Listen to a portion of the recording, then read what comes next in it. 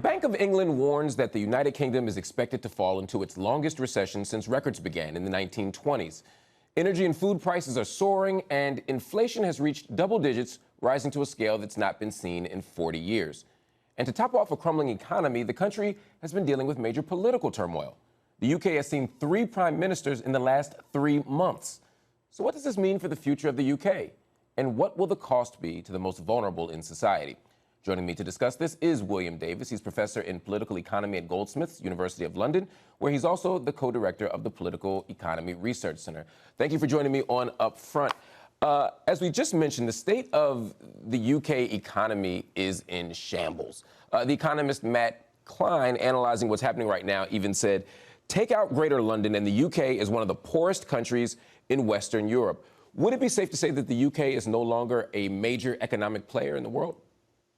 Well, by conventional indicators such as GDP and the overall size of the economy, of course, the UK remains one of the major economic players, and the City of London certainly is one of the major financial centres in the world. I think the real problem the UK has had, really dating back to the global financial crisis of 2008, is it seems to have a deep inability to generate prosperity from across its regions, but also a serious inability to create the forms of jobs and the forms of employment and the forms of business which are actually wealth creating. GDP per head is not very impressive.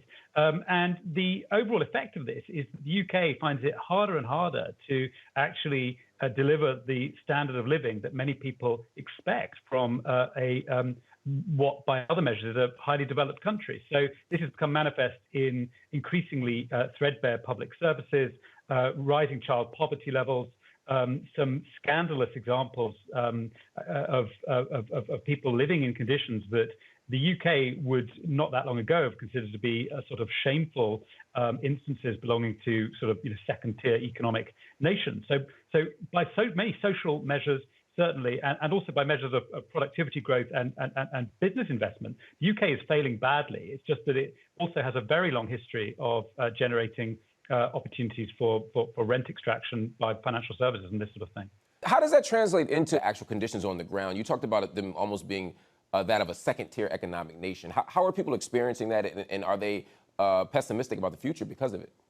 Younger generations have been amongst the greatest sufferers from all of this, but younger generations have, and graduates have found it increasingly hard to get into the sorts of jobs with the sorts of prospects that they consider to be sort of, would have been considered normal in the 1980s and 1990s. But there is also, I think, sort of signs emerging now of some really acute forms of poverty. I mean, there was a recent case in Rochdale in northern England of a 2-year-old boy who died from the fact that there was such extensive mold in his parents' flat that this effectively led to a respiratory illness that killed this 2-year-old boy. And this inquiry recently reported on this.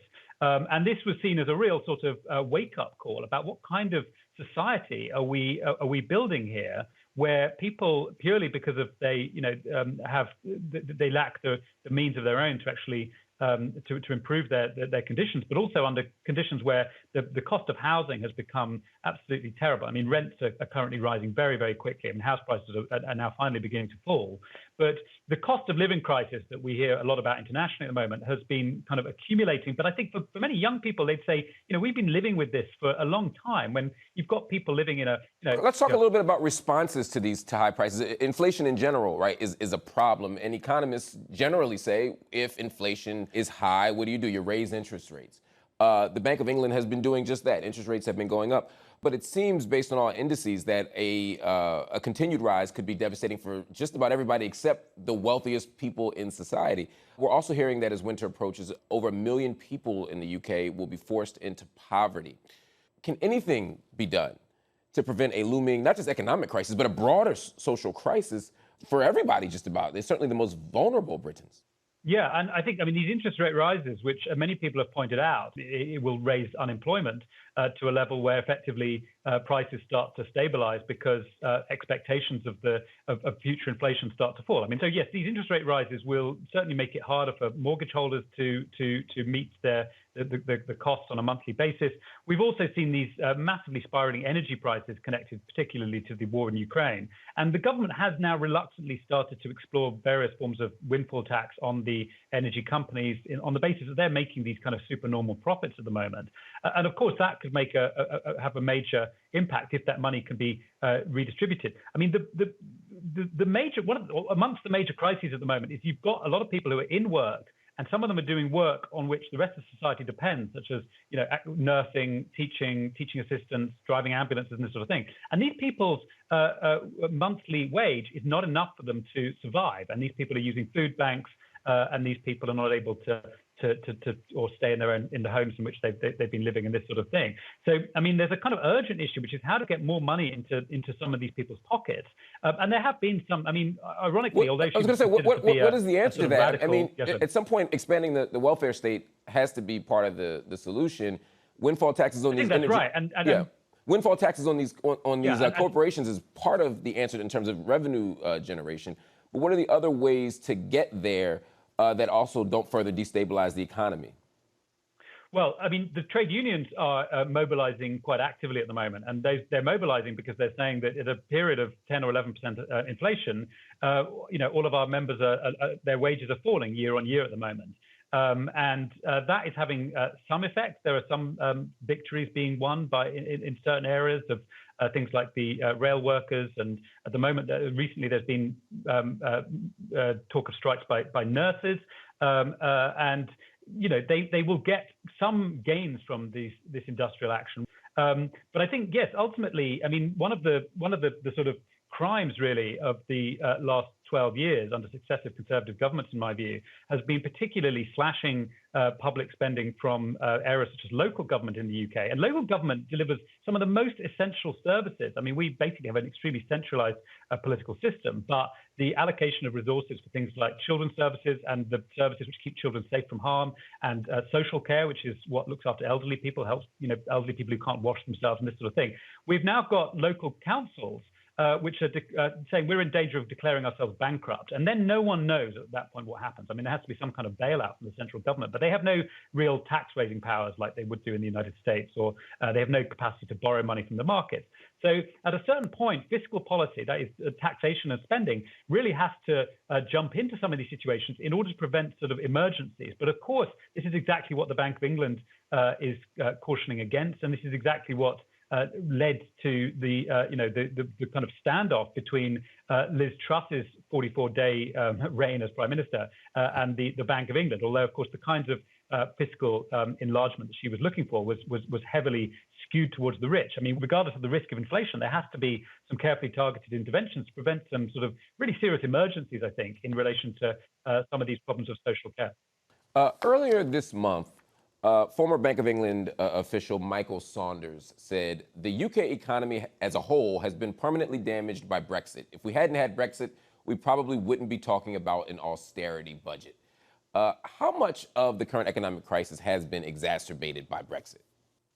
Well, the economic indicators are now pretty overwhelming now on this. I mean, one of the most important indicators on this is the rate of business investment. The growth in business investment roughly tracks that of Germany and France up to 2016. And it then effectively fell off a cliff after 2016, which is the time of the referendum on Brexit. Exports from the UK have fallen drastically as a result of Brexit. The European Union was by far the biggest trade partner of the UK up until Brexit was finally achieved by Boris Johnson in 2020.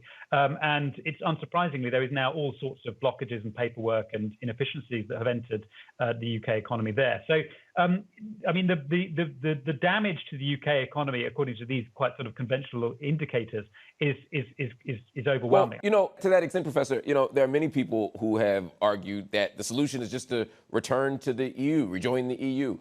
There are polls that suggest that. There are protests in the streets demanding this.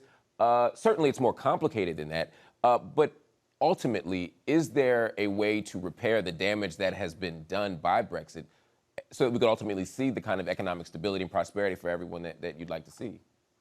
I think the problem at the moment, and it's true that there is now a significant lead in the polls showing people who believe Brexit was a mistake now significantly outnumber those who believe that it was a good idea. I think no politician for quite a long time no frontline politician will demand that we return to the EU because and unfortunately it's become a sort of untouchable topic for many politicians. I think partly because of the still outsized power of the newspapers in UK society. The newspapers, on balance, are very pro-Brexit, and they sort of retain this kind of quite sort of nationalistic line that the European Union is the enemy in some way. And I think that this has led a lot of sort of politicians to live in fear of ever kind of reopening this debate. But I think that whether some better kind of trade agreement could be hatched with the European Union, I'm sure that there could be one, and it could also mean rejoining some of the other tiers of European integration, such as the single market and the customs union, both of which Britain could have remained in the single market or the customs union after 2016 and still left the European Union in its political constitutional form.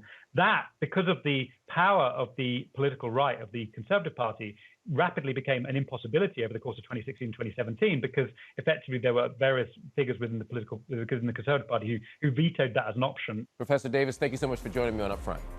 It's been a pleasure. Thank you. All right, that is our show. UpFront, we'll be back next week.